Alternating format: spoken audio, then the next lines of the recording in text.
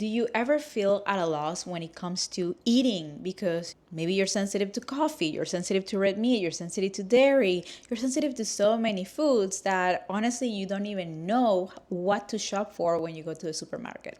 But what if I told you that you do not have to eliminate all the foods that people say that you should in order to feel better? Because it is true, my friend. You don't have to eliminate all these foods for you to see progress in your gut healing journey. You just need to know how to cook them. See, nutrition is all about context. And at the end of the day, cooking and eating, it's all about chemistry. So the same food can give you completely different symptoms depending on how you prepare them or what kind of the same food group you're eating.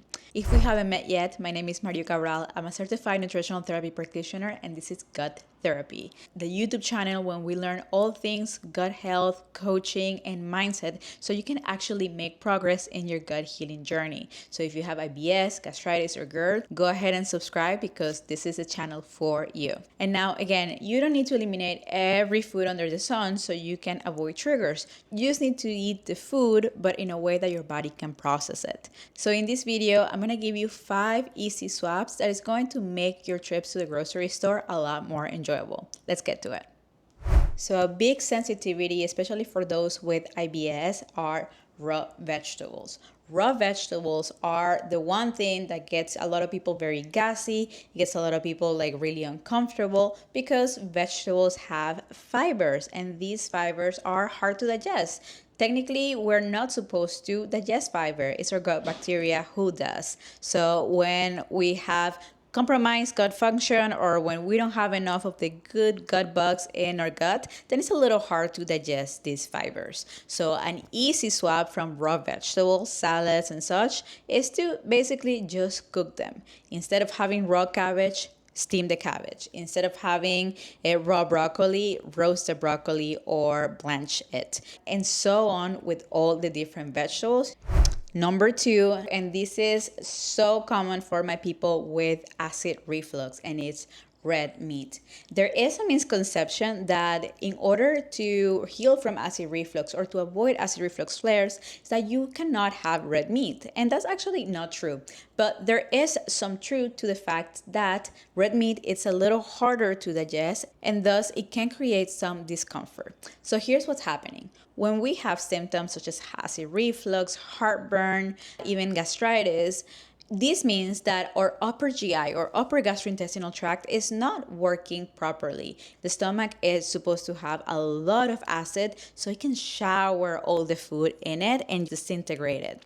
When we have acid reflux, we do not have sufficient stomach acid. Basically, because we don't have enough acid in the stomach, then the food kind of sits there. Not being able to be fully broken down creates gases that bring the stomach acid up, and thus creating acid reflux. So foods that are easier to digest are foods that do not require as much stomach acid as is in the case of vegetables and grains, but things like animal protein require a lot more, especially steak. But that doesn't mean that you shouldn't have red meat. So one thing is a barely seared steak, let's say like a very quick, 5-minute steak. And another very different thing is a slow roasted pot roast or a soup, any type of food that is cooked over a long period of time, you're going to be able to digest it so much easier because all those fibers have been broken down already. So the swap here is swapping steak or any type of like really quick meat to a meat that is simmered over time, maybe in a instant pot or anything like that, that is going to make it easier in your body for digestion. Now, another big trigger for acid reflux and gastritis pain is coffee. Everyone is so sad when they have to give up coffee when they have gut issues, gut pain. But actually, for many of us, when we have, let's say, GERD or gastritis, we sometimes can enjoy a cup of coffee depending on the source and the type of coffee. For example, there are really great quality coffees out there that have lower acidity. So you still get a perfect cup of coffee without all the acidity that creates further stomach pain. So if you're looking to reintroduce coffee or to have a coffee coffee that is of better quality and that is in line with your healing journey, I'm gonna leave below my favorite coffee right now, which is Purity. Purity has a low acid coffee that is absolutely delicious and it's so easy in the stomach. And just a heads up, that's an affiliate link, so if you purchase through it, I get a small commission for sharing the love. And now let's talk dairy. Dairy, I feel like it is a universal food group that gets everybody some sort of symptom one way or the other. But not all dairy is created equal, actually.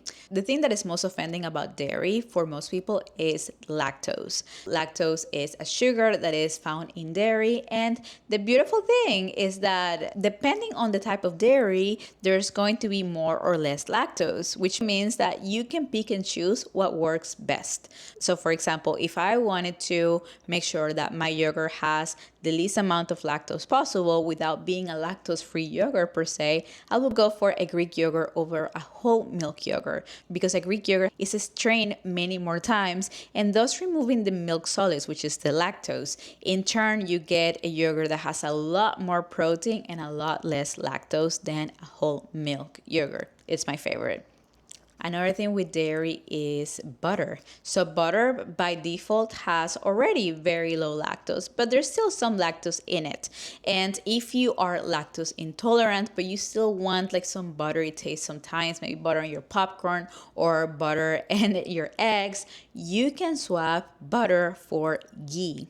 Ghee is clarified butter and it goes through a similar process where the milk solids are removed and all that is left is that great taste without the milk solids. And now finally, everyone's favorite, cheese. When it comes to cheese, the same principle applies. There are cheeses with more lactose and so they create more symptoms, and there are cheeses with less lactose and so they are easier in the gut. For example, gooey cheeses such as mozzarella or brie have a lot more lactose than cheeses that have been aged like pecorino or parmesan. So go for aged cheeses, just like a good quality parmesan cheese, instead of going for the gooey cheeses, so you can still enjoy some dairy without the explosive bathroom trips or all the gas. So now just to recap, we're having cooked vegetables instead of raw vegetables. We're cooking meat over a long period of time instead of like quick sears. We are also having better quality coffee that is low in acidity to avoid any flares. And we are choosing the dairy with the least amount of lactose to avoid any symptoms. And remember this, in nutrition, nothing is good or bad. The context matters so much. If you like this video, make sure to comment below. If you have any questions, I'll be happy to answer. And make sure you subscribe so we can continue to grow this community. I'll see you in the next video.